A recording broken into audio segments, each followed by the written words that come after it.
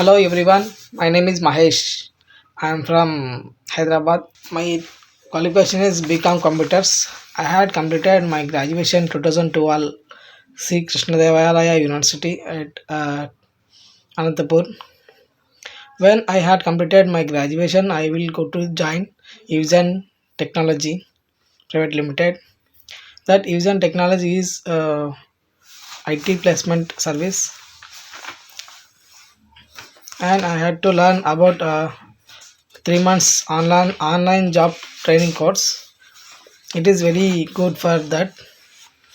I had to learn Windows, but in Evision I had to learn in Windows and virtualization, CCNA and ITIL, like Windows security.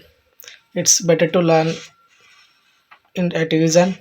When I had to after completed my 3 months online program training, mm, I got a job at Coforge company. My CTC is per annum